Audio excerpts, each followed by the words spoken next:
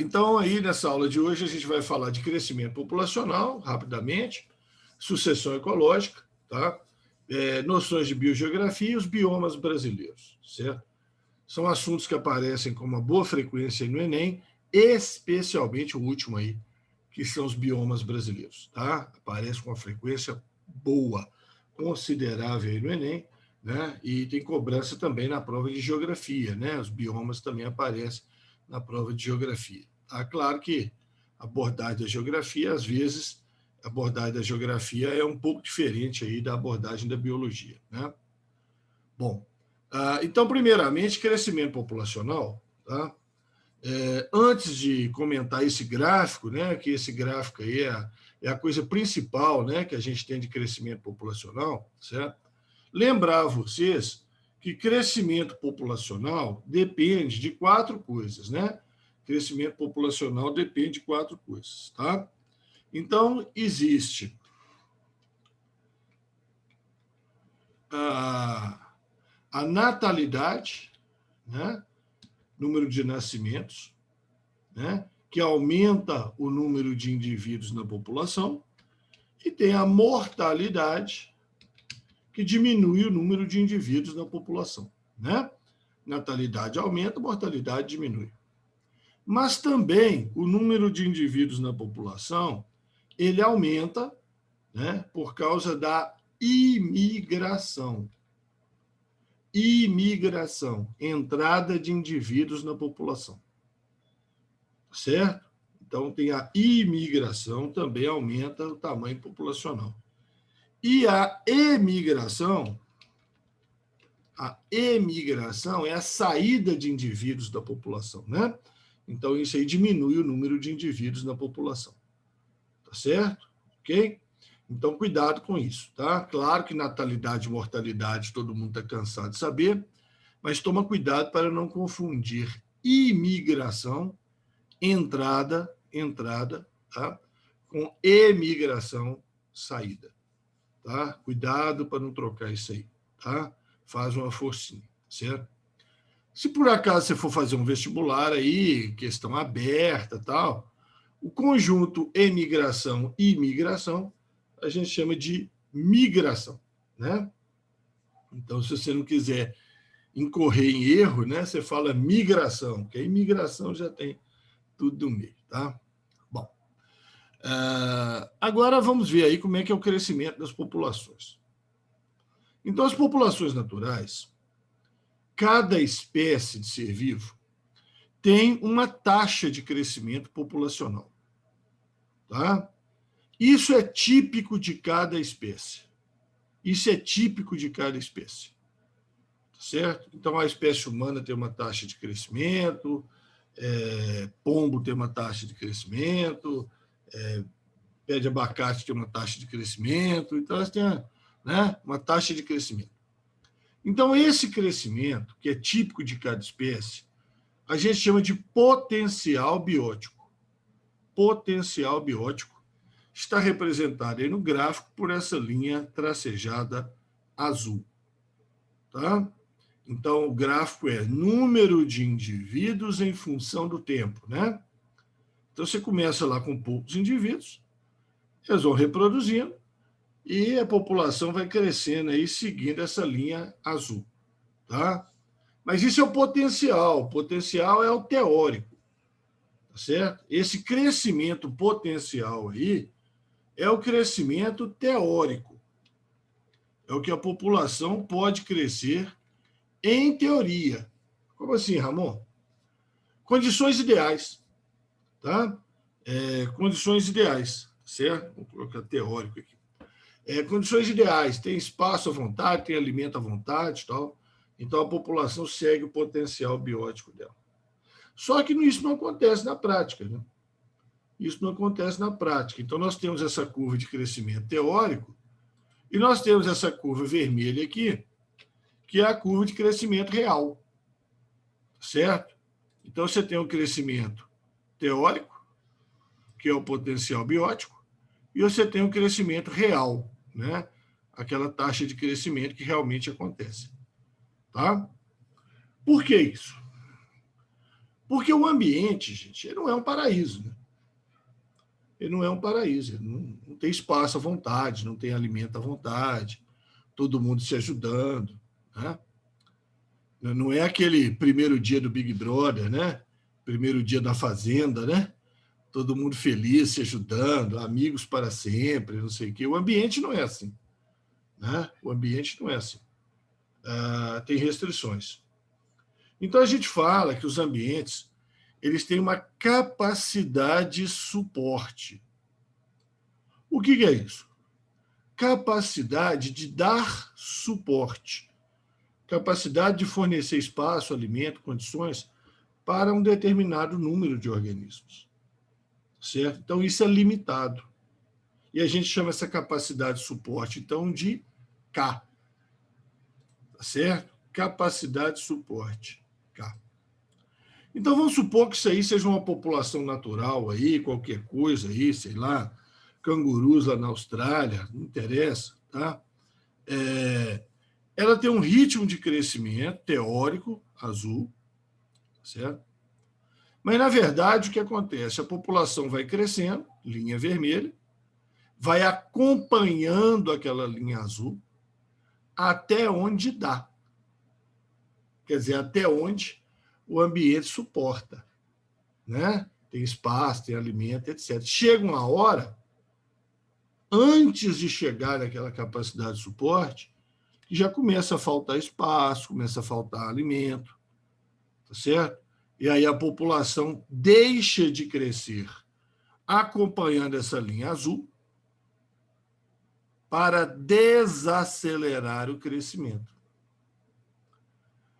Está vendo? A linha azul está crescendo aqui num ritmo forte.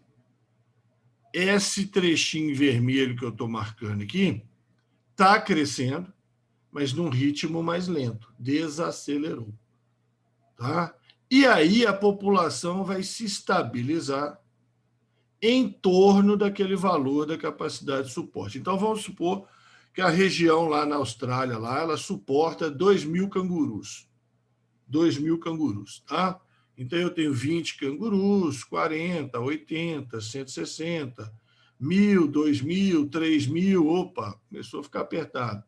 Diminui o ritmo de crescimento e vai estabilizar lá com os 4.000 cangurus em média. É 4.000 que eu falei ou 2.000? Vamos supor que seja 4.000, tá? Supor que a capacidade de suporte seja 4.000. Acho que eu falei 2.000. Supor que seja 4.000.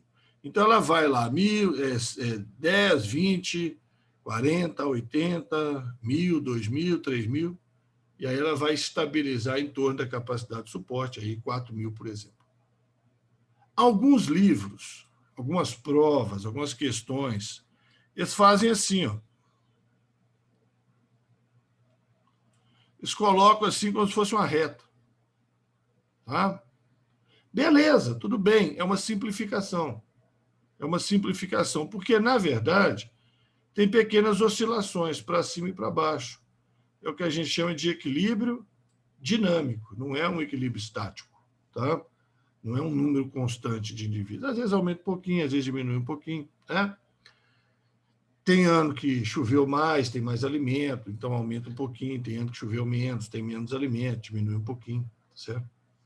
Então, a gente identifica nessa linha vermelha as 4 fases de crescimento populacional. A fase 1, fase de crescimento lento, tá? 10, 20, 40, 80, certo? Os organismos estão ali aumentando num ritmo importante, né? Dobrando ali a cada ano, por exemplo. Mas são poucos organismos ainda, né? Tem espaço à vontade ali para eles, alimento à vontade e tal. Então, o ritmo de crescimento lento. Chega uma hora que a gente chegou lá naqueles 500 indivíduos, né? Que aí é 500 no ano, no outro ano já é 1.000, no outro ano já é 2.000, certo? Então, vai aumentando demais, né? Está dobrando a cada ano. Está dobrando a cada ano, igual estava lá desde o início, tá? Só que uma coisa é 20 passar para 40, 40 passar para 80, né? Outra coisa é 500 passar para 1.000, 1.000 passar para 2.000. Então, você entra aí numa fase de crescimento rápido, também chamada de fase de crescimento exponencial. tá? Fase de crescimento exponencial, tá? E aí chega lá aquele momento que vai aproximando da capacidade de suporte e aí desacelera, né? Então é a desaceleração do crescimento. Ainda está crescendo, só que desacelerando, tá? E aí depois estabiliza, né? Estabiliza em um número aí de indivíduos aí mais ou menos constante, que é a capacidade de suporte. Tá bom? Esse gráfico aí é clássico, importantíssimo. Nesse gráfico, a gente identifica também a diferença entre o potencial e o real, né? Então, olha aqui, essa linha azul, todos os indivíduos que deveriam ter nascido e sobrevivido, né? E esses aqui não tiveram chance, né?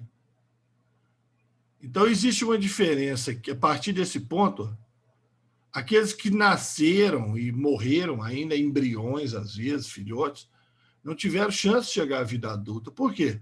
Porque o ambiente não os suportava. Não tinha alimento, espaço para eles. Então, há uma diferença entre a população teórica e a população real. E essa diferença aqui, a gente chama de resistência do meio. Quer dizer, esses organismos não vingaram, não tiveram sucesso, porque o meio não deixou. Certo? O meio foi hostil para eles. Faltou alimento, faltou espaço, competição, predação, doença, certo? Resistência do meio. E isso é muito legal, tá? Essa análise aí, porque tem um pezinho, aliás, tem um pezão, certo? Na evolução. A gente vai falar daqui a 2 semanas, a gente vai falar aí de teorias de evolução, tá? E a gente vai falar do Darwin, e o Darwin, na teoria de evolução dele, ele fala o seguinte, né? Que as populações crescem, né? E atingem um tamanho mais ou menos constante. Atingem um tamanho mais ou menos constante. Então, apesar de ter um potencial de crescimento maior, o tamanho da população chega uma hora que estabiliza. Darwin já sabia isso. Então, na hora que estabiliza, é porque está faltando espaço, faltando alimento, tarará, tarará. Então, aí estabelece a chamada luta pela sobrevivência. Luta pela sobrevivência. Então, essa resistência do meio aí, gente, tem tudo a ver com a luta pela sobrevivência. E aí estão os que perderam a luta. Tá? Tem tudo a ver com um conceito importantíssimo em evolução, que são 2 palavras. Que conceito é esse? Conceito importantíssimo em evolução. 2 palavrinhas, qual que é?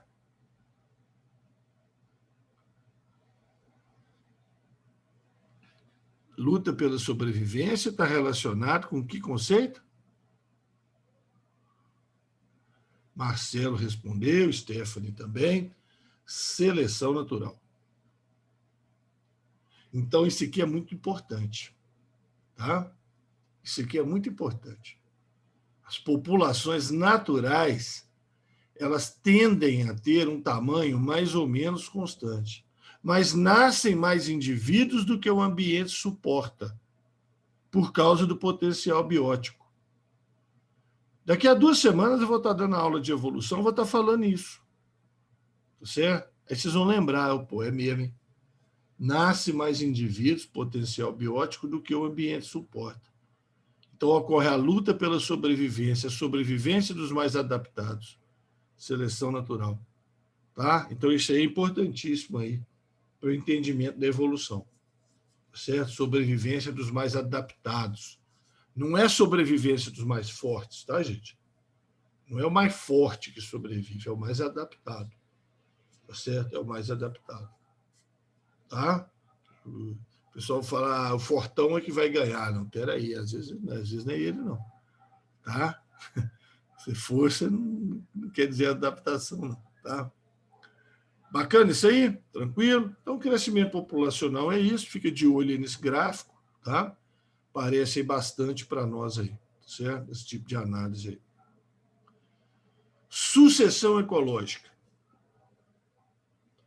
Sucessão diz respeito, então, a uma sequência, né? a uma sequência, certo? É uma sequência de comunidades, é uma sucessão de comunidades, tá certo? Que se estabelece numa área, né, ao longo de um período de tempo, certo? É isso, o conceito de sucessão é isso, né? A sequência, a sucessão de comunidades estabelece numa área ao longo do tempo. Existem dois tipos de sucessão: sucessão primária e sucessão secundária. Sucessão primária é aquela que ocorre num local, certo? Ela ocorre num local, ela ocorre num ambiente onde não existia vida. Não tinha nada de ser vivo lá. Nunca teve. Certo? E a sucessão secundária é o contrário. Certo? Sucessão secundária ela ocorre num ambiente que já foi ocupado, tá, por seres vivos. Então, tem sementes ali, né, raízes debaixo da terra, minhoca, não sei o que tal. Certo? Então, essa é a diferença de sucessão primária e secundária. Tá? Na minha época de vestibulando, né, se cobrava era isso. Praticamente cobrava só isso. Tá? O que é sessão primária e o que é sessão secundária. De lá para cá, esse negócio evoluiu muito e começaram a cobrar umas coisas mais interessantes. Certo? Então, aí embaixo está um modelo de sucessão ecológica primária. Tá? Esse desenho aí embaixo é a sucessão ecológica primária do tipo lago que acabou de se formar. Certo? Então não tinha nada, era só terra, ou pedra, areia, não sei, não interessa. Não tinha nada de ser vivo ali antes, nada, tá? E aí juntou uma água ali. Essa água veio de onde? Sei lá, veio da chuva, veio da enxurrada, ou mais provavelmente, veio de um lençol subterrâneo que aflorou numa depressão. Tinha uma depressão aí, um lençol subterrâneo aflorou ali dentro, encheu essa depressão de água.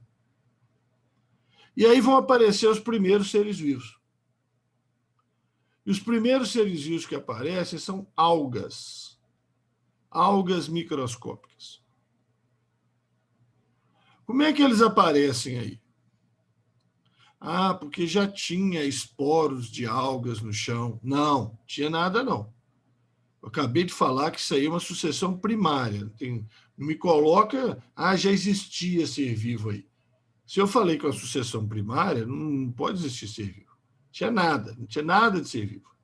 Areia, terra, pedra, tá? Não tinha nada de ser vivo. Ué, então como é que as algas aparecem lá? Isso é Bobson, geração espontânea. A areia transforma em alga. Né? Que é isso, tá maluco? Geração espontânea, você tá doido? Não existe esse negócio de abiogênese, não. Segura o tranco aí. Tá? Então, as algas chegam aí trazidas de outros ambientes. Então, esporos de algas lá da lagoa tal, estão no ar aí, ó, carregados aí pelo vento, tá? Caem aí nessa água. Um pato que nadou na outra lagoa, vem nada aí, traz esporos de algas para aí. Tá certo?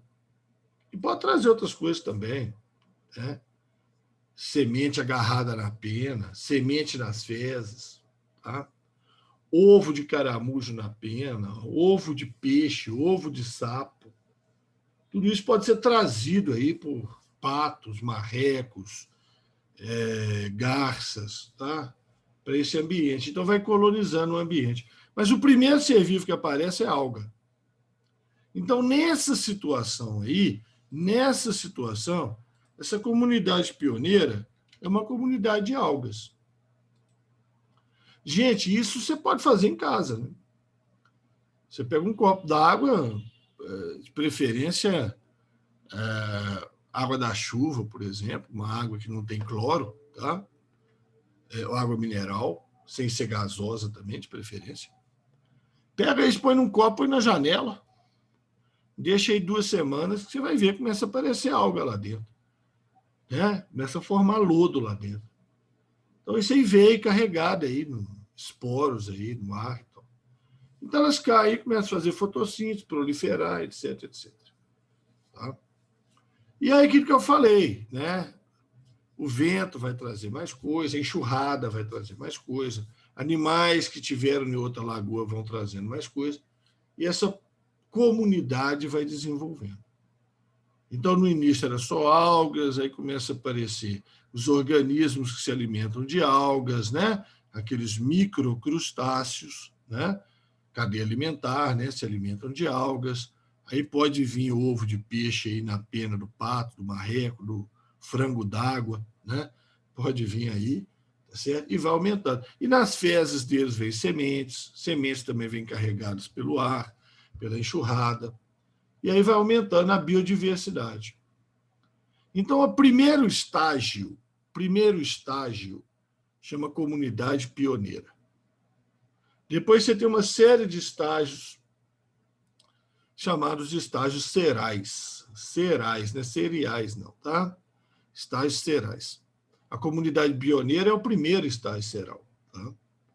E aí vai desenvolvendo. Mas aí, ó, vai aumentando a vegetação, aí a enxurrada também traz terra, planta morre, vai para o fundo e vai ficando mais raso, vai tendo um assoreamento, né? Então aquela lagoa vai virando um brejo, né? Aquela lagoa vai virando um brejo.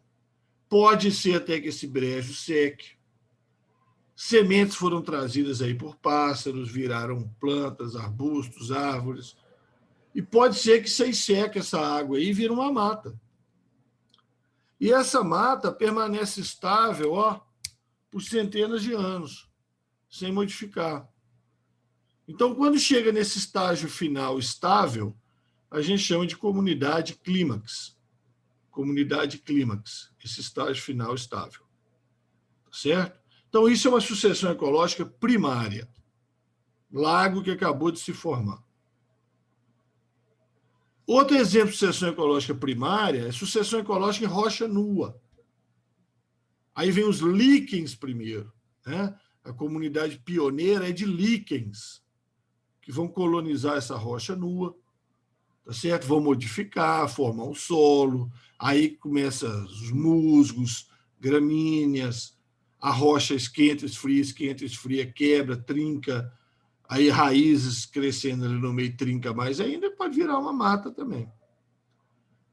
Tá certo? O Ramon sempre acaba numa mata? Não, não é sempre não. Tá?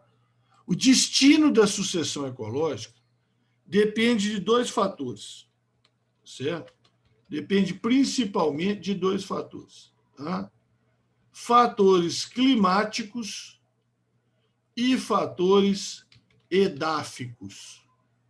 Fatores climáticos e fatores edáficos. O Ramon, como assim? Depende do clima da região, né? Claro. E depende do solo da região. Fatores edáficos são os fatores relacionados ao solo, certo? Então depende do tipo de solo que você tem, tá? Então não é sempre que o clima vai ser uma floresta, não. Pode ser uma caatinga, pode ser um cerrado, pode ser um campo, pode ser uma tundra, pode ser até um deserto. Mas deserto pode ser uma comunidade clímax? Pode. Mas deserto é deserto, tem nada lá, não tem. Tem um cactus aqui, tem aquelas plantinhas que saem rolando ali, parecendo uma bola, rolando no vento. Né? Calango, escorpião, aranha, tá? Cobra. Né? Pode ter assim. Você pode ter uma comunidade clímax do tipo deserto. Agora, essa sucessão ecológica primária, ela é lenta, né, gente? Uma sucessão secundária é muito mais rápida. Tá? Então, o que seria uma sucessão secundária? Nós temos 2 exemplos clássicos. Campo de cultivo abandonado, plantação abandonada. Você plantava milho, desistiu, certo? Largou a plantação lá. Logo aquilo ali enche de mato, porque já tinha semente de várias plantas ali no meio, né? Vão crescendo, viram mato, viram uma mata, viram uma floresta. Ou então uma região que sofreu queimada, uma região que sofreu queimada. Ela sofre queimada, mas ainda tem raízes, sementes, tem um monte de coisa ali na terra, ainda tem seres vivos ali na terra, tá?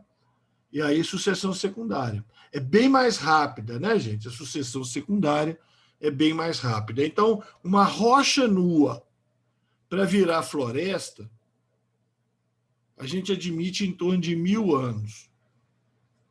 Uma rocha nua para virar floresta.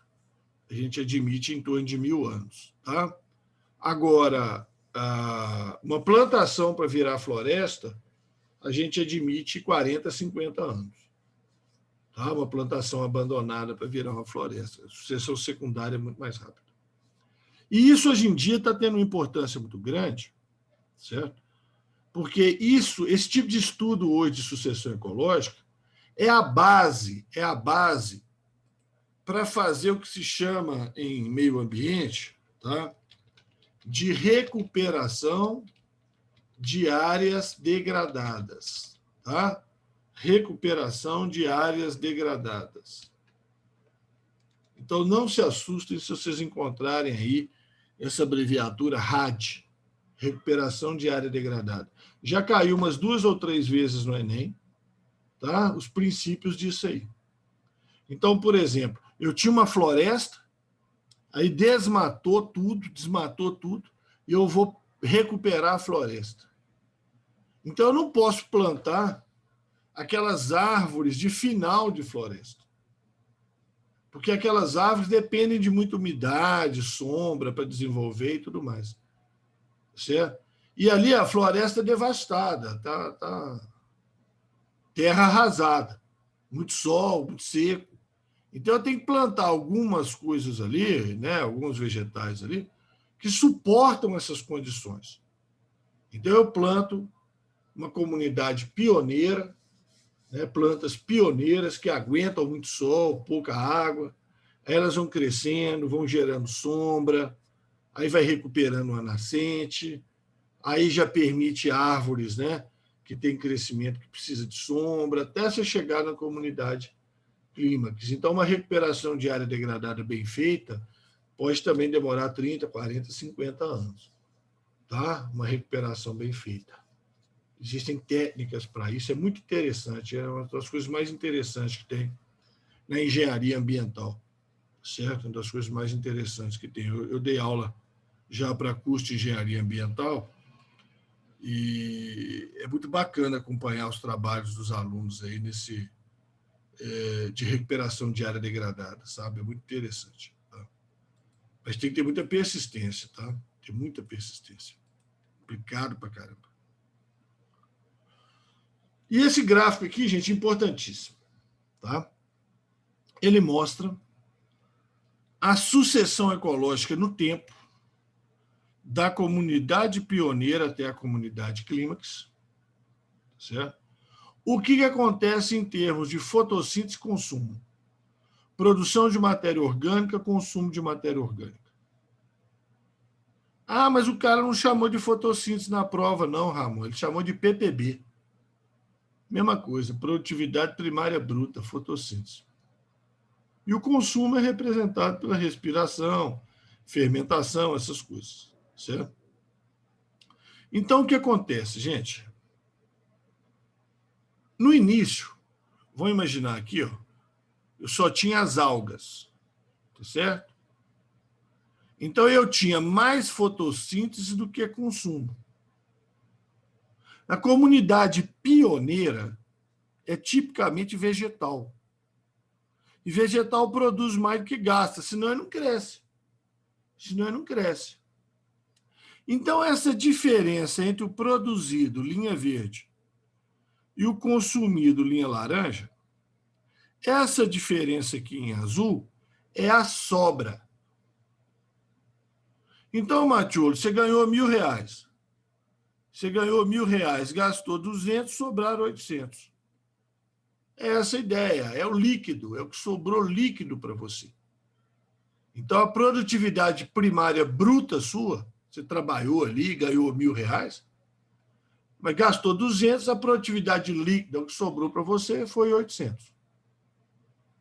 Só que acontece o seguinte, à medida que a sucessão vai caminhando, vai aumentando a quantidade de plantas, então vai aumentando a fotossíntese, mas os animais vão chegando, né? Os animais vão chegando. E animal não faz fotossíntese. Então, a respiração aumenta mais do que a fotossíntese. O consumo aumenta mais do que a fotossíntese. Então, Matheus, você estava ganhando 1.000, gastando 200, agora você está ganhando 1.200, gastando 600. E aí a sua sobra, né, sua produtividade líquida, agora é só 600. Aí agora você tem 1.500, gastando 1.200. Sua sobra é só 300. Então chega uma hora que a fotossíntese aumentou o máximo, a população vegetal, mas os animais também. E aí, ó, você está produzindo 2.000, gastando 2.000. Aí não sobra nada. Crianças, olha que interessante. Quando está sobrando, a comunidade cresce. A comunidade é atraente. Animais vão para lá, está sobrando lá tem matéria orgânica sobrando, lá tem comida sobrando. Tá certo? Então a comunidade cresce, torna-se mais complexa, tá certo? Tal. Agora, quando não tem mais nada sobrando, então mais ninguém vai para lá, ué. Vou para lá fazer o quê? Não tem nada lá, não está sobrando nada, tudo que é produzido lá consome lá mesmo, tá certo? Não tem sobra. Então a comunidade fica estável, e quando a comunidade fica estável, ela é chamada de comunidade clímax. Comunidade clímax. Então, os grandes biomas que nós vamos falar hoje aí, floresta amazônica, caatinga, cerrado, mata atlântica, pampa, mata de araucária, zona dos cocais, mangue, tá? Em princípio, né, são comunidades clímax, em princípio, são estáveis. Tudo que é produzido lá mesmo é consumido. Não tem sobra. É claro que não é em toda a sua extensão, né? Claro que tem áreas da floresta que não estão no clímax ainda, estão chegando lá, tiveram uma queimada 10 anos atrás, estão recuperando, tá certo? Mas, no geral, é isso, as comunidades estáveis, né? Produtividade líquida é zero. Então, aquela história, a Amazônia é o pulmão do mundo. Não, a Amazônia não é pulmão do mundo, não. Porque todo o oxigênio que ela produz, ela consome.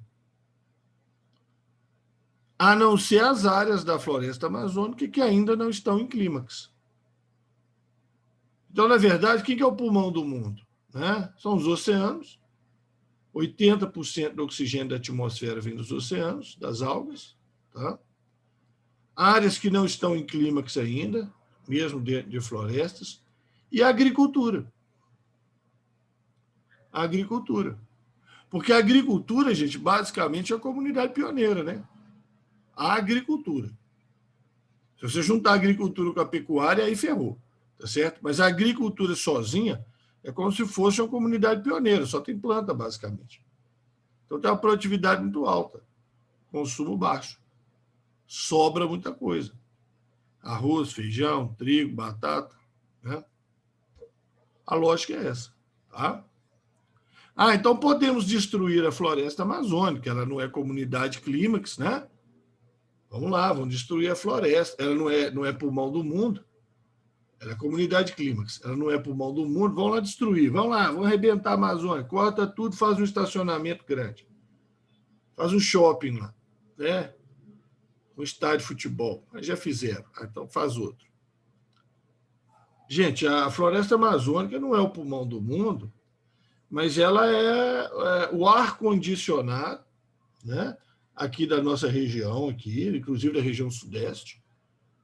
Essa chuva que está fazendo aí são a massa úmida que vem da região da floresta, que encontra com a massa fria e provoca chuva, né? Então, ela traz contribuições em termos de temperatura e de umidade. Então, ela é um ar-condicionado que umedece o ar. Ar-condicionado normalmente seca o ar, né? Mas a árvore não. A árvore, né, floresta, ela diminui a temperatura e aumenta a umidade. Tá? Então, o grande papel dela é esse. Tá certo? Vocês já ouviram falar em rios voadores? Já ouviram falar em rios voadores?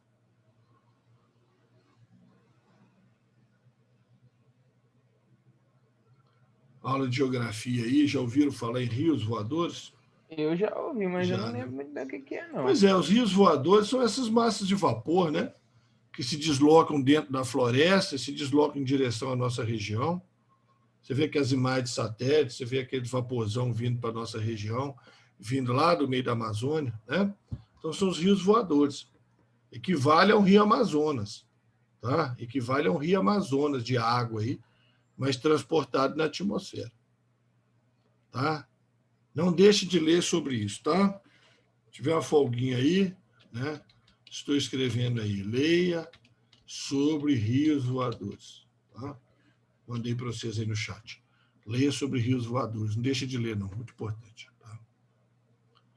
Mas não é pulmão do mundo, tá? Não é, certo?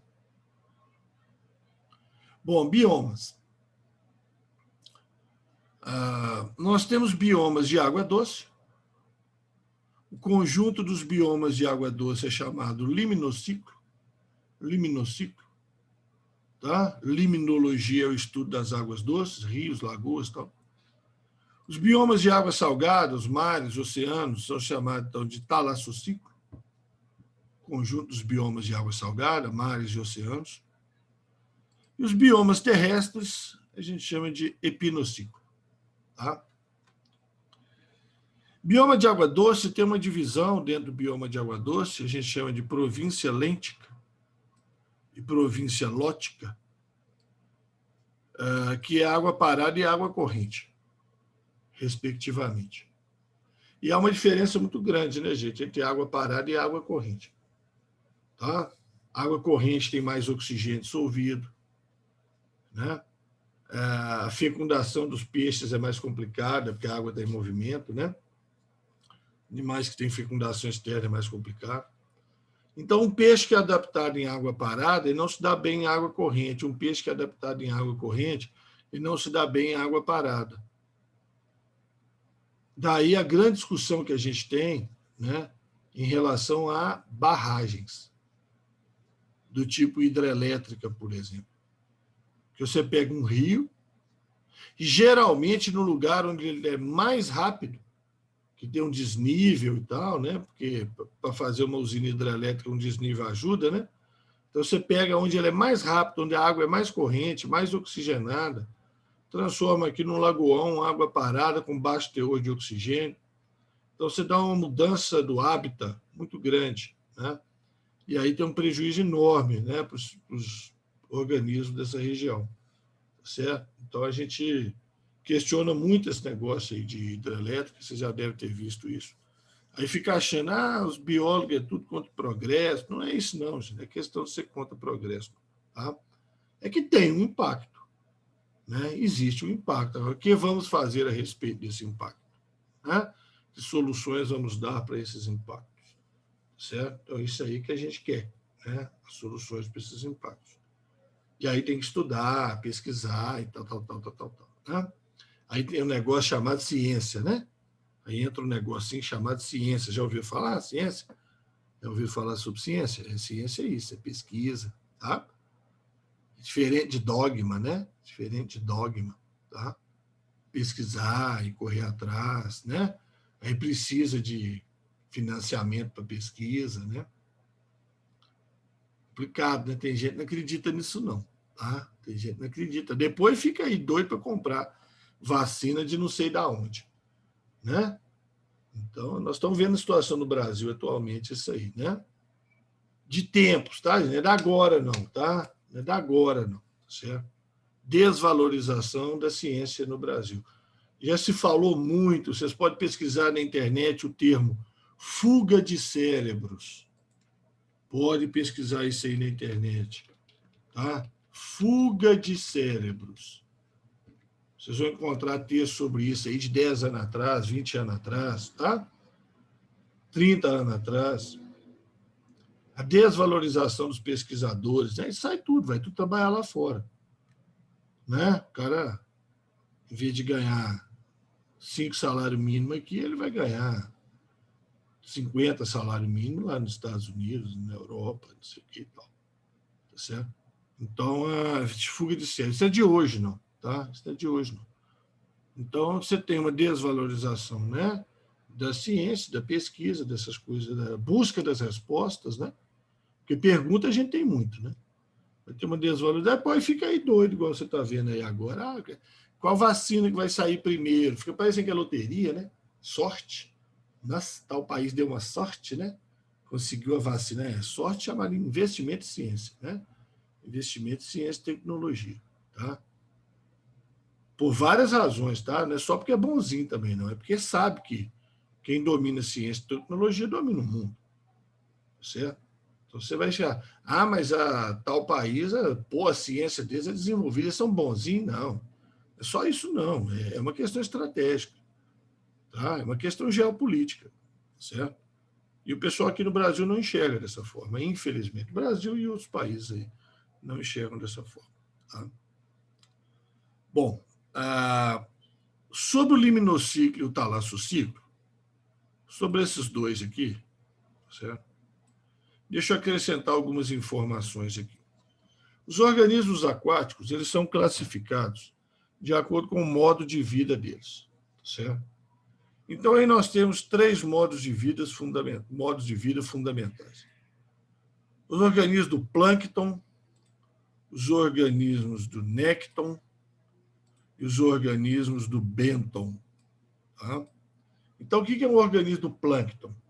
São pequenos organismos que vivem na massa de água. Como assim? Não está nem no fundo nem lá em cima, está no meio da água. Ele está no meio da água, ele não está nem no fundo lá e nem está boiando. E não possui locomoção orientada. Quer dizer, eles podem até ter estruturas de locomoção, mas qualquer ondinha, qualquer marola para lá e para cá, eles mudam de direção.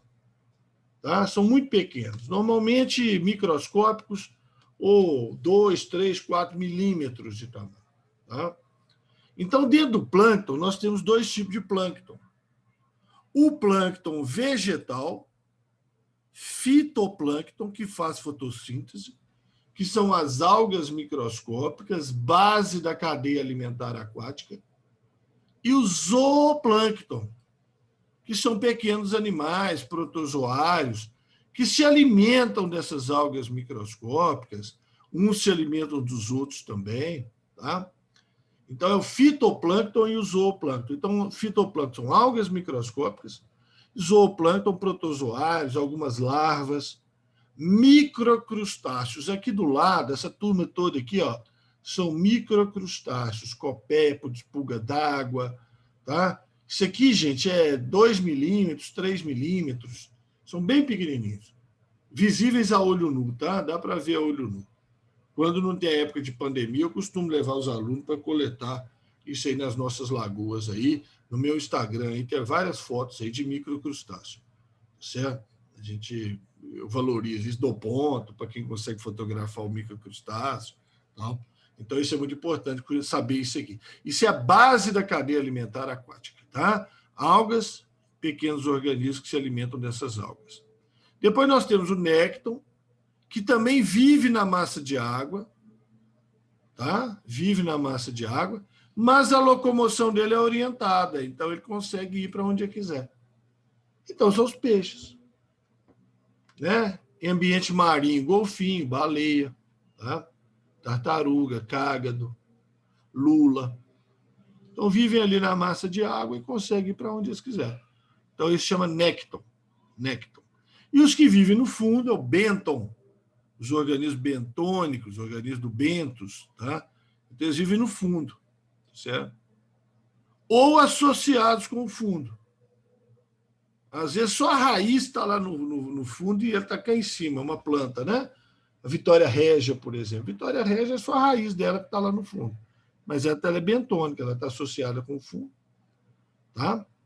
Então, nós temos aí no ambiente marinho corais, esponjas, siri, caramujo. No ambiente de água doce, caramujo, sanguessuga, algas fixas no fundo, vegetação fixa no fundo. Tudo que está associado ao fundo aí é organismo bentônico. Tá? Então, plâncton, nécton e bênton. Cuidado com plâncton. Plâncton, cuidado. Ah, o plâncton são as plânctas. Não sou. Não, doido. Certo? Plâncton são esses pequenos organismos. Podem ser de natureza vegetal, algas microscópicas, fitoplâncton. Podem ser de natureza animal, pequenos organismos, zooplâncton. Perfeito? Certinho? E aqui o epinociclo, mostrando para vocês aí os dois principais fatores que determinam o tipo de bioma terrestre, epinociclo. É a altitude, eixo Y, e a latitude, eixo X. Latitude é a distância do Equador, né, gente, em relação aos polos, tá? Então, aqui seria a latitude 0, seria na linha do Equador. E a latitude 90 graus, aí seria no polo, né? Aí pode ser o polo norte, 90 graus de latitude norte, ou o polo sul, 90 graus de latitude sul. Não é isso? Então, você tem latitude de 0 a 90, certo? E você tem a altitude. Então, de acordo com a latitude, olha aqui, ó, entre os trópicos, que vai de 0 grau até quanto? A quantos graus estão os trópicos? Trópico de Câncer, trópico de Capricórnio. Eles estão em quantos graus? Vamos lá, geografia brava. Onde é que estão os trópicos? Qual latitude? 23 graus. 23 graus, né, Maria Eduarda? 23 graus de latitude norte ou 23 graus de latitude sul. 23 graus de latitude sul aqui no Brasil, Maria Eduarda, passa mais ou menos onde, você sabe? Ah, São Paulo, Santa Exata, Catarina. menina esperta. Exatamente, São Paulo, tá? No nosso país vizinho aí, né, o Paraguai, segunda terra de Ronaldinho Gaúcho, né? Passa exatamente em cima da capital, passa exatamente em cima de Assunção, no Paraguai, tá? 23 graus. E para completar, para tirar o 10, Maria Eduarda, Sete Lagoas está onde? Em qual latitude? Não, Ramon, sei não, 30, sei lá. Não, tá para cima, está para cima de São Paulo. Né? Sei não, Ramonzinho. 19, estamos a 19 graus. Quase. Tá? Quase, estamos a 19 graus, para cima de São Paulo um pouco. Né? Então, é isso aí. Então, de 0 até 23 é onde se estabelecem as florestas tropicais.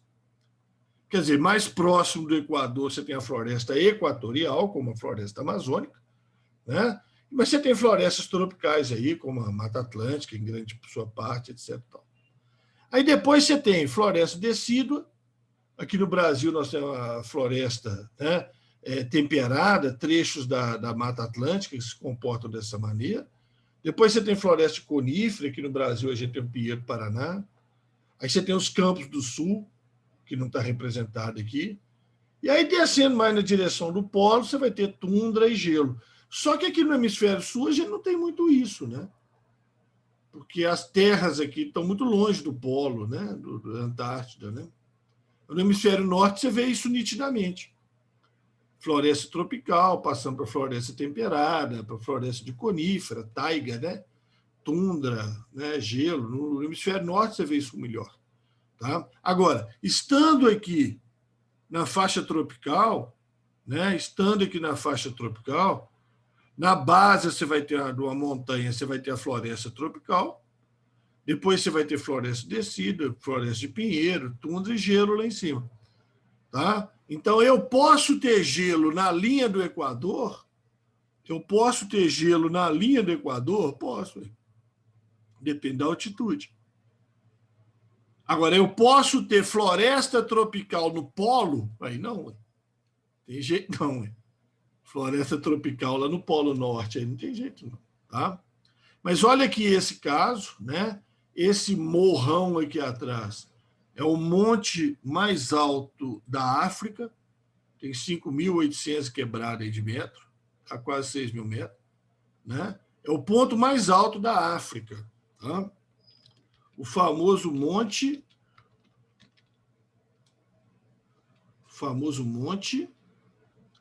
ponto mais alto da África.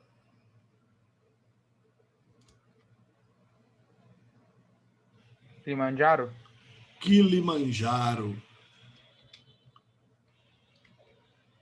Monte Kilimanjaro, ponto culminante da África. Ele está a 3 graus da linha do Equador. 3 graus da linha do Equador. Ele está quase na linha do Equador. 3 graus de latitude sul. Tá? E olha aqui em cima dele, o que você tem? Neve, gelo. Tá? Ele está nessa condição aqui. Ó. Tá certo? Tem diminuído isso aí, tá? Essa neve, esse gelo.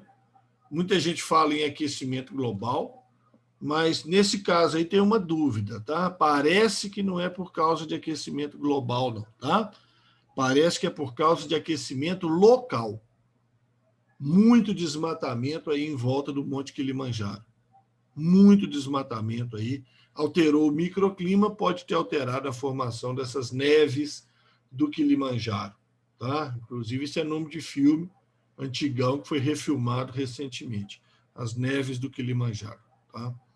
Então, elas têm alterado, têm diminuído, o pessoal está achando que é um problema local, tá? Tem gente que acha que é por causa do aquecimento global, claro, deve ter um dedinho também, né? Mas parece que o principal problema lá é local, certo? Muito bem.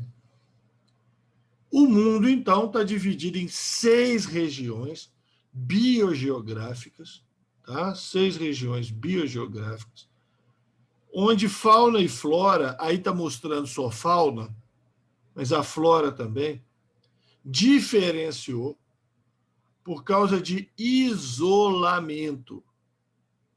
Então, nós vamos falar disso aí na última aula nossa aí, de evolução. Nós vamos falar sobre isolamento geográfico, barreiras geográficas e evolução, tá? Então, as barreiras geográficas são responsáveis pela evolução, né, de formas diferentes em locais diferentes. Então, existe uma barreira aqui, ó, separando a região etiópica da região paleártica. Existe uma barreira aqui, ó, difícil de animais e plantas atravessarem, certo? Que é o deserto Saara. Existe uma barreira aqui, ó, separando a região oriental da Paleártica, que é a cordilheira do Himalaia, onde está o Everest, né? A Paleártica está separada da Neártica pelo oceano, a oriental está separada da australiana pelo oceano. Então, a australiana está separada de todas as outras regiões pelo oceano, né? Neotropical e neotropical, mesma coisa, e etiópica pelo oceano. E Neártica, que é basicamente a América do Norte, neotropical, América do Sul, estão unidas, né? Mas não estavam, tá? Quando a fauna desenvolveu, a fauna da América do Norte e a fauna da América do Sul, não havia o Panamá. Há mais de 5 milhões de anos atrás, não havia o Panamá. Então, havia um isolamento dessas comunidades. Tá certo? Então, evoluíram independentemente, então isso explica as diferentes faunas desses locais. E o caso mais importante é o da Austrália, tá, gente? Porque quando havia os supercontinentes, né, o primeiro que separou e veio para uma área habitável, porque a Antártida até separou antes, mas foi para um lugar hipergelado, né? O primeiro que separou e veio para uma zona habitável foi australiano. Então, ela separou muito cedo. Quando ela separou, ainda não existiam mamíferos com placenta. Por isso que não tem mamífero com placenta na Austrália, mamífero nativo. Exceto o morcego, né, que foi para lá voando, certo? Mas mamífero terrestre nativo placentário na Austrália não tem. Lá ficaram que os monotremados marsupiais, né? Ornitorrinco, por exemplo, canguru que está aí, nesse desenhozinho aí. Tá legal? Então, essas são as regiões biogeográficas do planeta, onde fauna e flora tá? Tem diferença de flora também, evoluíram de forma diferenciada, certo? Por causa do isolamento geográfico, né? Deriva continental e essas outras coisas todas aí. Tá certo? Beleza? Bom, então agora nós temos meia hora, vamos, né, pegar uns 40 minutos, uns 10 minutinhos a mais aí, se for necessário, não tem problema, para a gente falar dos biomas brasileiros. Né? Então, são 6 biomas terrestres e um bioma marinho, né, um bioma marinho costeiro. Os biomas terrestres, então, é a Amazônia, né, a floresta amazônica, o Cerrado, a Mata Atlântica, a Caatinga, o Pampa, Campos do Sul, né, e o Pantanal, que é o último que entrou para a lista aí, a partir de 2010, se eu não estou enganado. Então, esse é um mapa aí do IBGE, 2012, né? IBGE, Ministério do Meio Ambiente, define, então, esses 6 biomas terrestres aí. Tá? Então, biomas são ecossistemas estáveis, de enorme extensão, estabilidade, tá certo? Que as condições deles estão além, né, de simples condições climáticas. Tá? Tem mais coisa envolvida com eles aí. Eles têm estabilidade muito grande. E aí vamos falar de um por um, certo? Começando aí pela Amazônia. Antes tem, além dos biomas, a gente destaca que existem formações fitogeográficas que não são consideradas biomas, como a zona dos cocais ou mata dos cocais, que, na verdade, é um ecótone, né? Uma zona de transição entre floresta amazônica, caatinga, cerrado e o ecossistema litorâneo. Né? Então, a zona dos cocais aí, entre Maranhão e Piauí. A mata de araucária, né? Que a gente considera hoje aí como um trecho de Mata Atlântica, bem diferente. Né? Mata Atlântica tradicional mesmo seria isso aqui. Né? Uma Mata Atlântica mais tradicional seria esse amarelo aqui nessa faixa. Lá para o norte ainda tem um bocado também, um fiapinho lá para o norte. E os biomas litorâneos, né? Os ecossistemas litorâneos, mangue e tal coisa. Certo? Bom, então, observe aqui um detalhe importante: no meio da floresta amazônica, né? Você tem algumas reentrâncias aí de cerrado, né, gente? Entrando aqui para Rondônia fora, lá em Roraima, certo?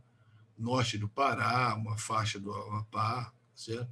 Você tem aí umas manchas de cerrado aí também, tá? Então, muitas vezes, quando o pessoal fala, tá tendo queimada na Amazônia, às vezes não é na floresta, às vezes é no cerrado, certo? Mas, recentemente, teve muita queimada, né? Muito incêndio na floresta. Mas a floresta é úmida, ela não pega fogo. Ela não pega fogo quando ela está em pé, né? Aí o cara corta a floresta num ano, né? Desmata. Aquilo ali seca, no outro ano toca fogo. Tá certo? E aí vira pasto, não sei o que lá mais, tá? Tem isso lá, infelizmente, né? Tem bastante. Tá certo? Então vamos comentar rapidamente aí sobre cada bioma, chamando a atenção de vocês para geografia. Isso é assunto da geografia também, né? Isso é assunto da geografia também. E deixa eu abrir minha janelinha aqui para entrar um arzinho aqui, que está meio quente aqui, né? Falando de floresta amazônica, o trem já esquentou aqui. Na geografia também isso aí é abordado. E vou dar uma dica para vocês, tá? Quando você estiver estudando isso com enfoque de geografia, tá? Não deixa de pesquisar, perguntar para o professor, tal, qual que é o clima predominante na região. Eu não me arrisco a falar sobre isso, tá? Eu não me arrisco a falar sobre isso, certo? Então, eu sei que na nossa região aqui tem tropical de altitude e tal, né? Mais para o sul aí tem os climas subtropicais, tá certo? Mas eu não me arrisco a dar aula de variações de clima, não, tá? Então, você conversa com o professor de geografia aí, né? Quais são os climas dessas regiões. Por que eu estou falando isso? Porque, às vezes, cai uma questão de cerrado, como já caiu no Enem, na prova de geografia, Aí tem tudo isso que nós vamos falar aqui de Cerrado, mas aí tem um itemzinho lá que fala sobre clima. Clima que predomina. Já aconteceu isso recentemente, inclusive, não sei se foi 2017 ou 2018. Aconteceu isso recentemente. Os alunos, pô, Ramon, caiu uma questão de Cerrado, lá, mas os caras perguntaram de clima. Foi na prova de geografia. Ué. Foi na prova de geografia mais comum, clima, solo, esses detalhes aí, eles podem perguntar. Relevo, né, hidrografia, eles podem perguntar. É âmbito lá da geografia. Né? Então, a floresta amazônica é o nosso maior bioma, é 40% da superfície do Brasil. Temperatura média muito alta, né, entre 25 e 26 graus. Pluviosidade muito elevada também, 3 mil milímetros anuais. Mas, gente, milímetro é o seguinte, tá? Imagine que a chuva que caiu, tá, acumule dentro de um recipiente. A chuva acumulou dentro do recipiente e deu a altura de 1 milímetro. Então, você fala em 1 milímetro de chuva. Deu a altura de 10 milímetros, 1 centímetro, 10 milímetros de chuva. Qualquer recipiente, qualquer superfície.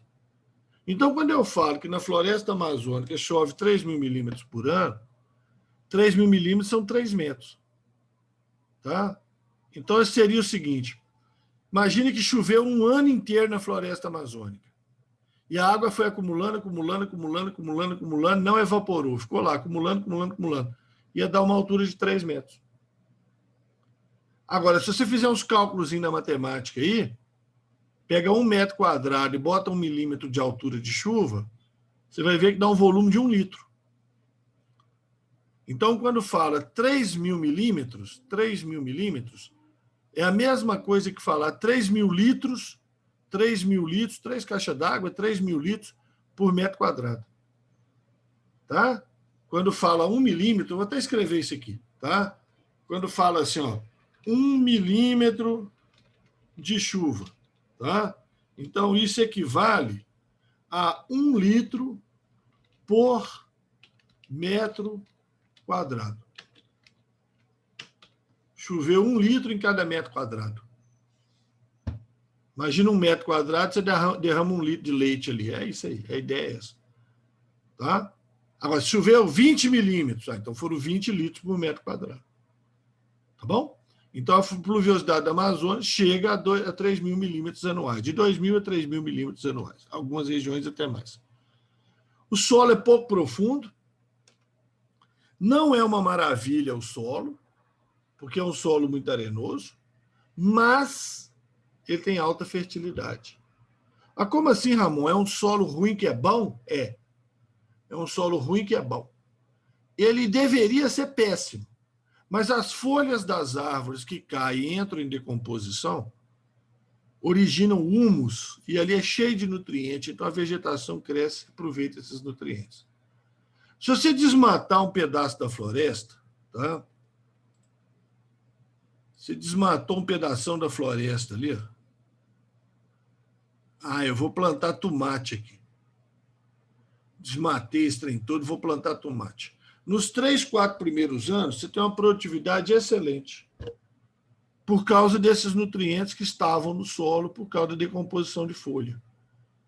Depois, quando acabar esses nutrientes, vai virar um areal isso aí. O máximo que você vai conseguir plantar ali é pasto.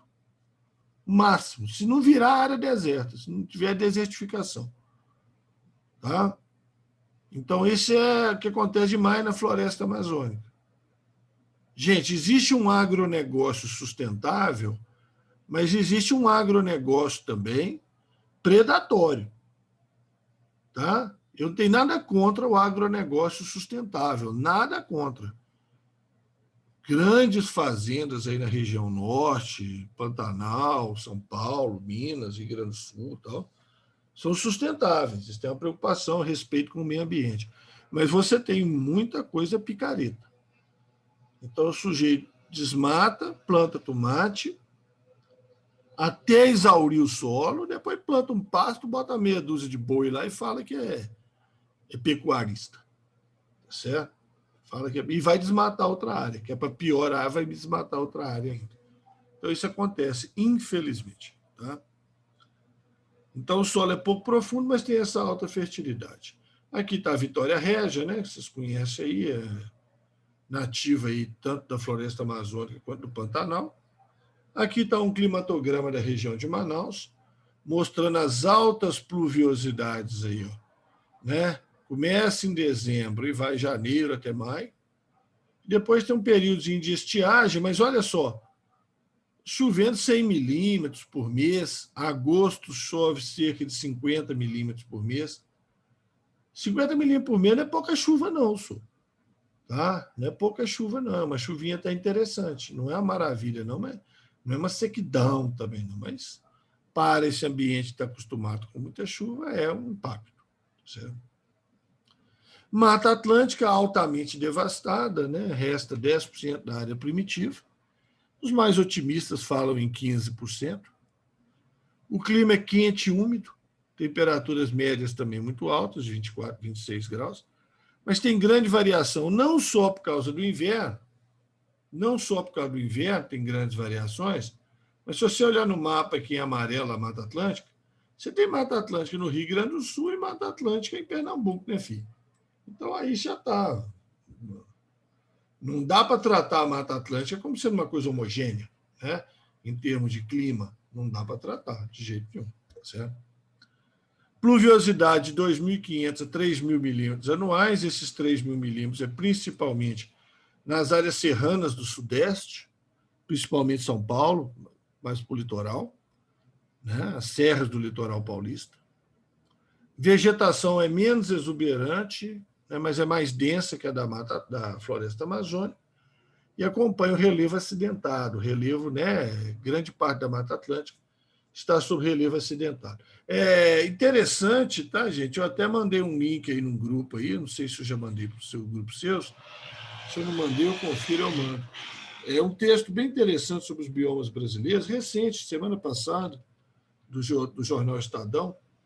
Eu achei bacana que ele lembra uma coisa muito importante da Mata Atlântica, que ela não é uma floresta sempre verde.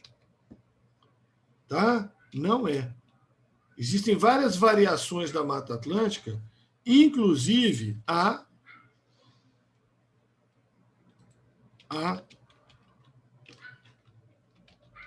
florestas. O teclado aqui está falhando. Florestas deciduais, que perdem as folhas, e semideciduais, que é a Mata Atlântica. Aqui em Sete Lagoas a gente tem, em cima da Gruta Rei do Mato ali, tem mata decidual e semidecidual, e é a Mata Atlântica. E ela não é sempre verde. O que é decidual? Perde as folhas. Tá? Então, a Mata Atlântica não é sempre verde o ano inteiro. Alguns trechos são. Alguns trechos são sempre verdes, igual esse da foto. Esses aí são sempre verdes. Mas tem algumas variações de Mata Atlântica que perdem as folhas na época de seca. Tá? Climatograma aqui do Rio de Janeiro, peguei bem no meio da Mata Atlântica, você vê a estação seca mais prolongada, né? Chovendo também em torno de 50 milímetros, mais 4 meses. Né? Aí começa a chover em novembro, dezembro, aí vai até março chovendo bastante, abril começa a cair. As famosas águas de março fechando o verão, né, gente? As famosas, né? Da música aí, né? São as águas de março fechando o verão. Né? Para nós aqui, né? Nossa região. Cerrado, né? Vocês têm que saber tudo e mais um pouco do Cerrado. Vocês moram principalmente na região do Cerrado, tá? Belo Horizonte já tem mais um bocadinho de Mata Atlântica. Aqui tem Cerrado e Mata Atlântica. Acabei de falar, né? Cerrado é 25% da superfície do Brasil, é o segundo maior bioma que a gente tem. Estação seca no inverno, estamos saindo dela e estamos caminhando aí para a estação chuvosa do verão. Pluviosidade média de 1.500 milímetros anuais, de 1.200 a 1.500. O solo é profundo, desculpa, o solo é profundo. Tem um lençol freático, às vezes, bem profundo, até 20 metros de profundidade, onde as raízes das árvores buscam água. Tá? Onde as raízes das árvores buscam água. Eu vou até fazer uma mudançazinha aqui, ó. Colocar isso aqui entre aspas, entre parênteses. Tá? senão dá uma leitura errada disso aqui. Eu tenho que consertar esse trecho aqui. Solo profundo com lençol freático, às vezes também profundo. Ácido, solo é ácido, pH de 3,5 até 5,5. Isso não é bom para plantas cultivadas, mas as plantas que vivem lá estão acostumadas com isso, né, gente? É o hábitat delas. Rica em sais de alumínio, deficiente em nutrientes minerais. Tá? Já caiu no Enem recentemente. Essas 3 coisas estão relacionadas. Tá? A acidez aumenta a quantidade de sais de alumínio e diminui a quantidade de outros nutrientes minerais que a planta precisa. A acidez causa 3 problemas. Por ela só, né? A acidez já não é boa para várias plantas. Para essas aí, não. Essas aí estão adaptadas. Aumenta a quantidade de sais de alumínio e torna o solo deficiente em nutriente. Então, quando vai plantar no cerrado, vai plantar cana, milho, mandioca, soja, seja lá o que for, a primeira coisa que faz é corrigir a acidez. Você corrige a acidez, automaticamente diminui os sais de alumínio, que são tóxicos para as plantas cultivadas, e aumenta a disponibilidade de nutriente. Você vai corrigir a acidez, você resolve 3 problemas de uma vez só. Isso apareceu no Enem, graças a Deus eu tinha comentado numa aula para trás aí, ano passado, caiu e eu tinha comentado. As árvores são baixas, em média atingem aí 5 metros de altura. Mata Atlântica é 40 metros, Floresta Amazônica é 50, 60. As árvores têm tronco tortuoso, está dando para ver aí na imagem, né? Casca grossa, que é a cortiça ou suber, que protege do fogo, né? Das queimadas periódicas que acontecem no cerrado. Raiz profunda, já falei que chega lá lençol para buscar água. Folhas duras, né? Folhas coriáceas, folhas parecendo couro, duras, tá? Arbustos com raízes armazenadoras.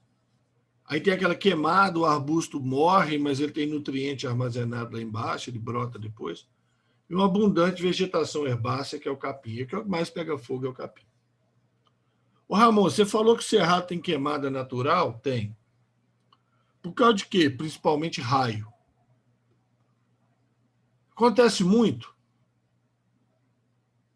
10 em 10 anos. O cerrado evoluiu nessas queimadas naturais de 10 em 10 anos. Queimadas de 10 em 10 anos não prejudicam o cerrado. Inclusive, algumas sementes só germinam depois dessa estação aí que tem queimada, essas coisas. Tá? E presta atenção, raio cai e começa a pegar fogo. O raio cai e provoca queimada. Se tem raio caindo, gente, já está perto de chover também, né? Então, não é aquele incêndio que vai acabar com o cerrado. Não é no pico da estação de seca. É justamente quando está para entrar a estação de chuva. Certo? Isso é queimada natural. Agora, a maioria dos incêndios que a gente vê, seja no Cerrado, na Mata Atlântica, no Pantanal, no Pampa, na Floresta Amazônica, são incêndios colocados pelo homem. E aí é todo ano. Aí, filho, todo ano ninguém aguenta. Tá? O que adianta? Tem a queimada, a semente germina, no outro ano está lá uma plantinha de 20 centímetros, vem a queimada de novo, vai mata ela. Ela não vai virar adulta nunca. Agora, de 10 em 10 anos, ela tem como virar adulta, mas se queimar todo ano, não tem jeito, não. Tá? Aí você tem perda de biodiversidade. Então, tem aquele cara que assistiu metade da aula, ou leu metade do site da internet, ou leu a capa do livro. Não, mas tem problema nenhum fogo no cerrado, não. O cerrado é adaptado para isso. É adaptado para fogo de 10 em 10 anos, né, compadre? Fogo todo ano. Não tem vegetação adaptada para fogo todo ano, não. Me mostra uma aí que eu quero ver. Né? Não existe isso. Tá? Desertifica. Isso aí desertifica. Certo? Não tem como. Tá? Então, os caras ficam preocupados. Cerrado à toa. Cerrado é adaptado. Então, tá. Vai fazer biologia, vai estudar, depois você me conta. Aqui estão as fitofisionomias do cerrado, quer dizer, todas as variações que tem de cerrado, até a mata mesófila, que já é praticamente uma mata atlântica. Então, vai do campo limpo, campo sujo, com alguns arbustos, campo limpo é mais herbáceas, né? Capim. Campo Sus tem alguns arbustos, Campo Cerrado tem algumas árvorezinhas bem espaçadas. E esse é o cerrado clássico aí, né? O cerrado senso estrito, o estrito senso, né? É esse que eu descrevi aqui, é esse dessa foto aqui. Ó. Isso é um cerrado senso estrito. É o clássico. E você tem o cerradão, que tem um aspecto de uma mata, inclusive tem muita sombra, então tem pouco capim, né? Capim gosta de sol, né, gente? Capim gosta de sol. Então aqui tem muita sombra, tá? Então é diferente. Ô, Ramon, mas e se eu achar que isso aqui é uma mata atlântica? Não vai achar, não. Sabe por quê? Porque as espécies que tem aqui são as mesmas que tem aqui. Piquezeiro, jatobá, barbatimão, tá certo? Essas espécies aí, pau-terra, pau-santo, essas espécies aí que são típicas de cerrado, tá? Então, são as mesmas espécies, só que elas estão mais próximas, crescem mais, dá mais sombra, então chama de cerradão. Certo? Piquezeiro até falar chega, né? Olha aqui um cerrado, isso aqui é em Sete Lagoas, tá? Isso aqui é em Sete Lagoas, esse cerrado aí, né? Mas é um cerrado que está com um certo grau de antropização, né?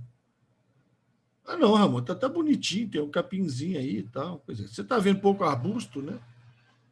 E esse capim aqui não é nativo, não. Isso aqui é braquiária.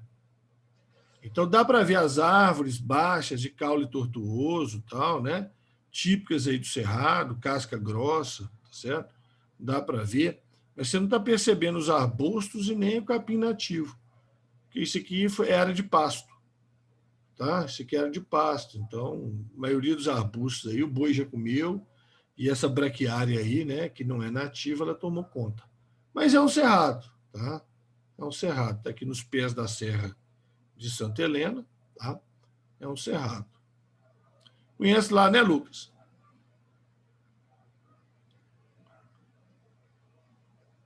Lucas, Vamos, conhece esse cerrado aí, não conhece? conheço. Pé da Serra? Estivemos lá Aham. recentemente, né? É aquele lá mesmo, tá? Bom, Caatinga, 11% da superfície do Brasil. Ah, gente, tem um mapa aqui, o climatograma aqui, né? Não mostrei de Sete Lagoas, né? Climatograma de Sete Lagoas, Cerrado. Mostrando 6 meses de seca, tá vendo? De abril até setembro, ó, que a seca legal. Baixa pluviosidade. Ó. Aí, em outubro, começa a chover. Esse ano até começou mesmo, né? Começa a chover em outubro, aí vai chover em novembro, dezembro, aí vem as enchentes doidas em dezembro, janeiro, né? É aquele problema. Quando não é seca, é enchente, né? Muito descontrolado. Caatinga, 11% da superfície do Brasil. Estação seca pronunciada, né? Olha aqui, ó, ela vai começar mais ou menos aqui em agosto. Vai setembro, outubro, novembro, dezembro, janeiro, fevereiro. Certo? E aí começa a chover em março. Abril, maio, junho, julho. Isso é para Caruaru, Pernambuco, tá? Isso é Caruaru, Pernambuco. Então, estação seca pronunciada, chuvas irregulares no inverno. Então, chove no inverno, tá? Final do verão, né? Março, e pega o inverno inteiro aí. Mas atingindo aí 120 milímetros, né, por mês, tá? Não é tanta chuva assim também, não, mas já chove bem, né? Temperatura média de 27 a 29 graus, claro, Caatinga está mais próximo da linha do Equador, né? Pluviosidade, então, de 600 a 800 milímetros anuais, é o que na geografia o pessoal chama de semiárido, né? Plantas com adaptações à falta de água, perda de folhas na estação seca. Muitas plantas nem têm folha, tem espinho. Né? Raiz profunda, para pegar água no lençol também, igual no cerrado. Tem outras plantas da caatinga, principalmente arbustos, que a raiz é superficial é para pegar água quando chove. Choveu, ela absorve a água imediatamente. Antes da água afundar na terra, já está absorvendo. Controle do estômato. O estômato é aquele orifício que tem na folha da planta, por onde a planta perde água, né? Então, as plantas da caatinga têm um controle rápido do estômato, para ele fechar, para evitar a perda de água. Controle estomático rápido. E armazenamento de água na planta, seja nos cactos, né? Seja na barriguda. Olha a barriguda aqui. Ó. A barriguda é uma paineira, é uma espécie de paineira da caatinga. Ela armazena água no caule. Tá? Desse formato garrafa aí, né? Barriguda. Aqui está a caatinga na seca, a caatinga na chuva. Quando chove, gente, desenvolve muito rápido, tá? Fica verdinho. Flor, fruto, semente, tudo muito rápido, tá? Porque a estação chuvosa é curta, né?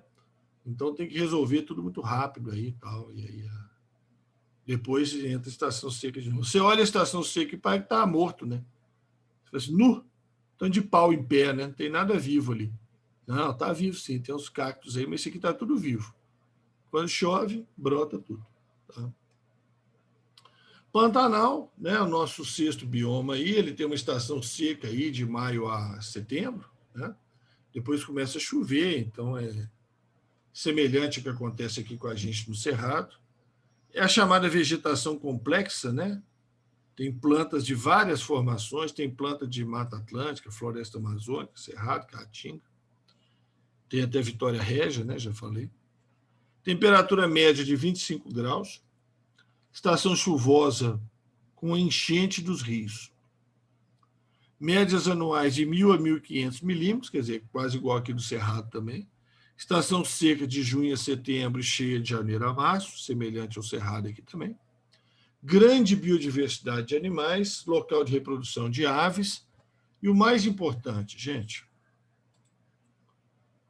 formação de lagoas marginais. O que é lagoa marginal? Lagoa marginal é lagoa que está na margem do rio. Então, olha aqui, o rio está passando aqui, ó. Então, quando vem a enchente, ele enche essas lagoas todas aí. Ó. Olha a quantidade de lagoa. Vira um pântano, daí o nome Pantanal, né? Aí vai secando, baixando a água volta para o rio, a água fica aprisionada nessas lagoas, peixes ficam aprisionados nessas lagoas, onde reproduzem. Então, tem uma reprodução exagerada de peixes dentro dessas lagoas. Isso atrai muitas aves, por isso que eu falei que a biodiversidade de ave lá é muito grande também. E aí, quando tem a cheia do outro ano, inunda tudo, esses peixes que reproduziram, aí os filhotes vão para o rio, outros ficam presos, reproduzem de novo. Então, essas lagoas marginais são importantíssimas para a reprodução dos peixes dos rios do Pantanal. Aliás, para vários rios, tá? Quando você constrói a hidrelétrica e não tem mais essas cheias, né? Porque a hidrelétrica ela controla o regime do rio, essas lagoas marginais deixam de existir, os locais de reprodução dos peixes desaparecem, muitos peixes entram em declínio por causa disso. O Rio São Francisco tem esse problema. Os pampas, né? Custei achar uma foto legal de pampa, tá? Custei achar uma foto legal, porque geralmente você vê só capim, e não é só capim, tá? Geralmente você vê só capim porque o pessoal acaba criando gado, e aí sobra só o capim ali, né? Como tudo. Clima subtropical, né? Verão quente, inverno muito frio. Esse aí eu falo, clima subtropical, isso aí eu bato o pé nele. Temperatura média 18 graus, mas sobe muito no verão, pode ir aos 30. Precipitações regulares, olha que interessante. O mês que chove menos é abril, chove mais ou menos uns 70 milímetros, mas o resto do ano tudo é acima de 110 milímetros, está vendo? Então chove pouco, mas chove bem. Chove pouco, mas chove bem. Chove o ano inteiro, tá? Então, isso propicia o crescimento dessa vegetação rasteira, predomínio de gramíneas, e aí o pessoal vai, né, fazer criação de gado aí em cima e tal. Você sabe que pecuária extensiva aí é muito grande, né? Então, amplamente alterado pela pecuária extensiva, também plantações de arroz, soja, reflorestamentos de eucaliptos e pinheiro, que não é reflorestamento, né? Não são espécies nativas, né? Então, isso aí é silvicultura, isso é plantação de floresta, mas não é nativo. É o segundo bioma brasileiro mais degradado em termos percentuais, tá? Em termos de área, é claro que a floresta amazônica é o mais degradado, em termos de área. Mas em termos de percentual, tá? O mais degradado é a Mata Atlântica, depois vem os Pampas e o Cerrado em terceiro lugar. Agora, vamos ver as futuras estatísticas aí, como é que vão ficar, que o Pantanal esse ano sofreu bastante, né? 23% do Pantanal queimou, certo? Então, vamos ver como é que vão ficar essas estatísticas aí no futuro. Mas, por enquanto, está isso aí, Mata Atlântica, Pampa Cerrado. Bom, então esses são 6 biomas, tá? São 6 biomas. Vamos comentar, então, aqui a respeito do mangue, né? O mangue fica no encontro da água doce dos rios com o mar, na foz dos rios. É um ambiente que tem muito nutriente, porque tem muita matéria orgânica em decomposição aí no chão. Essa matéria orgânica é fonte de alimento para diversas espécies, e essas espécies são fontes de alimento para o ser humano. É o caso dos caranguejos do mangue, por exemplo, né? O mangue dá muito caranguejo, alimento para o ser humano. Tem muita coleta, né, de caranguejo no mangue. É controlado, tem lei para isso, tal, né? Importante local de reprodução de crustáceo e peixe. Protege o litoral contra a erosão provocada pelas ondas. Extremamente importante isso. É a vegetação de litoral. Ela impede que as ondas, que a maré fica batendo ali, tirando terra. Tá? Então, ela tem essa função de proteção contra a erosão. O solo é um lodo, é um solo sem estrutura, um lodo, pouco oxigênio e água salgada. Meio salgada, né, por causa do mar, meio doce por causa do rio, que é trem avacalhado. Então, as plantas que vivem no mangue, e são poucas espécies, tá? Nesse mangue aí, beirada de água mesmo, são basicamente só 3 espécies que vivem aí, tá? De mangue. São plantas halófilas, né? Elas gostam de sais minerais, halófilas, halogênio, sal, né? Raízes aéreas, 2 tipos de raiz aérea. Esse tipo de raiz aqui, que é uma raiz suporte, ou raiz escora, que a gente chama, que penetra nesse lodo aí e dá uma ancorada na planta para ela não ir embora, né, na maré.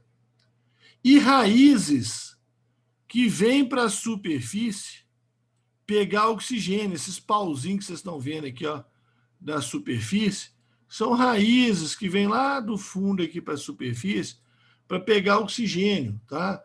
Então elas ficam aí na superfície pegando oxigênio. Ficam aí, tá? Não respira e depois afunda, não, tá? Pelo amor de Deus. Então, são raízes para captura de oxigênio, raízes respiratórias, pneumatóforos, mesma coisa. Que eu lembro de cabeça, já caiu 3 vezes no Enem. Raiz pneumatóforo, raiz respiratória de mangue. Que eu lembro de cabeça. Tá? Já caiu 3 vezes no Enem esse negócio aí. O Enem adora mangue, tá? Recentemente teve uma polêmica aí com o Ministério do Meio Ambiente, que tirou o grau de proteção em cima do mangue, né? Vocês devem ter lido a respeito disso, espero que vocês gostem de assistir um noticiáriozinho de vez em quando, vocês já estão na idade, tá? A Zona dos Cocais, ou Mata dos Cocais, então está ali no Maranhão, Piauí, né? Então, assim, tem um predomínio de algumas palmeiras, né? Como a carnaúba, o buriti, o babaçu, tá? Então tem uma importância regional aí de extrativismo, tá? Então tem indústria aí que vive aí da cera da carnaúba, né? De produção de doces aí a partir do buriti, do babaçu, tá certo? Uma série de usos aí para essas plantas, principalmente a carnaúba. A carnaúba tem uma exploração econômica muito grande, tá? Zona dos cocais. E são palmeiras, então, basicamente. E a mata de araucária, que hoje é considerada região de Mata Atlântica, onde você tem a araucária, né, o pinheiro do Paraná, conhecidíssimo aí, espero que vocês conheçam bem aí, já viram aí, pinheiro do Paraná. Mate, tá? Isso aqui é mate. Mate, do chamate. E essa é a famosa gralha azul. Na boca dela, uma semente de pinheiro, um pinhão, lá no bico dela. Uma semente de pinheiro, um pinhão. Essa gralha, ela come o pinhão, mas ela enterra ele no chão para ele amolecer, né? Para ele começar a germinar, para ele amolecer. Ela esquece onde enterrou, grande parte deles ela esquece onde ele enterrou, e eles desenvolvem, então, e dão origem às araucárias, tá? A araucária hoje é protegida por lei, tá? Não pode ser cortada, já tem mais de 20 anos que ela é protegida por lei, e estão tentando recuperar lá as áreas de mata de araucária, que foram extremamente devastadas, tá? Extração de madeira, expansão agrícola, etc. Bom, Muito bem, então era isso aí, tá? Essa parte de hoje aí, da Ecologia 3. Deixa eu parar aqui a gravação.